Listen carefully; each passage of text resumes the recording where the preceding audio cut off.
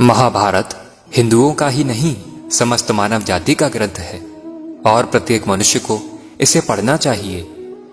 आज के इस वीडियो में हम आपको महाभारत का एक ऐसा प्रसंग बताएंगे जिससे आज का मनुष्य बहुत कुछ सीख सकता है।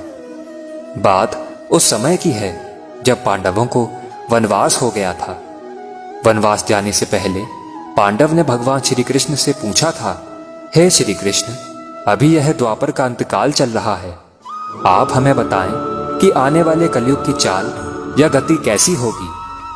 श्री कृष्ण कहते हैं, मैं तुम्हें इसका सीधा सा उत्तर तो नहीं दे सकता, लेकिन तुम पांचों भाई वन में जाओ और जो कुछ भी दिखे वह आकर मुझे बताना। मैं तुम्हें उसका कलयुग में प्रभाव बताऊंगा। उसके बाद पांचों भाई वन में चले गए। वन में उन्होंने जो कुछ भी देखा उसे देखकर अचंभित रह गए। तो आखिर उन्होंने वन में क्या देखा और श्री कृष्ण ने क्या उत्तर दिया, चलिए जानते हैं इस वीडियो के माध्यम से। नमस्कार दोस्तों, मेरा नाम है विजय और आप सभी का हमारे YouTube चैनल पर एक बार फिर तहे दिल से स्वागत है। तो दोस्तों, अगर आप सच में भगवान श्री कृष्ण के भक्त हैं तो वीडियो को एक लाइक कर दीजिए एवं कमेंट में एक बार लिख दीजिए, जय श्री कृष्ण।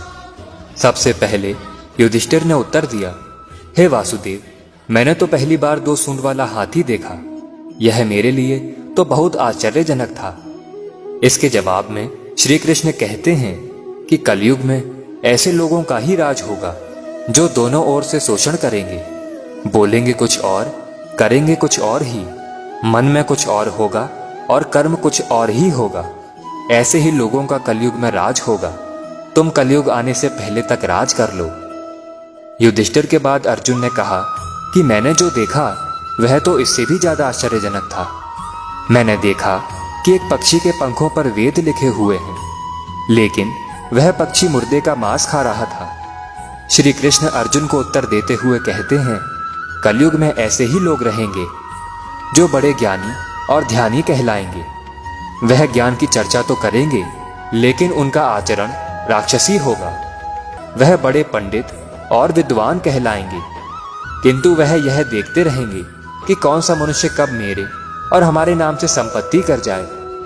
अर्जुन के सवाल के जवाब के बाद भीम अपना अनुभव सुनाते हुए कहते हैं कि एक गाय अपने बछड़े को इतना चाटती है कि वह बछड़ा खून से लहूलुहान हो जाता है। तब श्री कृष्ण कहते हैं कि कलयुग का मनुष्य शिशुपाल हो जाएगा। कलयुग में माँ की अपने बच्चे के लिए ममता इतनी ज्यादा बढ़ जाएगी कि उन्हें अपने विकास का अवसर ही नहीं मिलेगा। मोह माया में ही घर बर्बाद हो जाएंगे।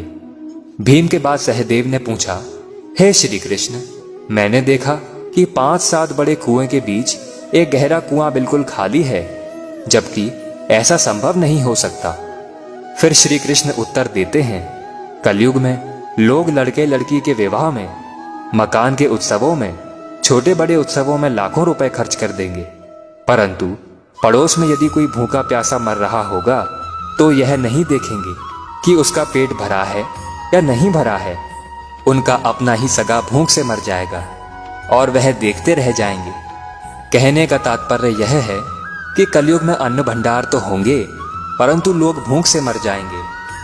सहदेव के बाद नकुल ने श्री कृष्ण से कहा कि हे श्री कृष्ण, मैंने देखा कि एक बड़ी सी चट्टान पहाड़ से गिरती है और बड़े से बड़ा वृक्ष भी उसे रोकने में सक्षम नहीं हो पाता, परंतु एक छोटे से पौधे से टकराकर वह रुक जाती है।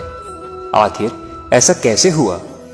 तब श्री कृष्ण कहते हैं कि कलयुग में मनुष्य की बुद्धि क्षीण हो जाएगी और उसका जीवन पतन हो जाएगा। उस पतन को धन और बड़े से बड़े सत्ता रूपी वृक्ष भी रोकने में सक्षम नहीं होंगे, किंतु हरि नाम का छोटा सा शब्द बोलने से मनुष्य जीवन का पतन रुक जाएगा। अतः कलयुग में हरि नाम ही मोक्ष का एकमात्र मार्ग होगा। आशा करता हूं कि आपको हमारी यह वीडियो पसंद आई होगी। अगर पसंद आई है तो वीडियो को एक लाइक कर दीजिए एवं कमेंट में एक बार लिख दीजिए, जय श्री कृष्णा।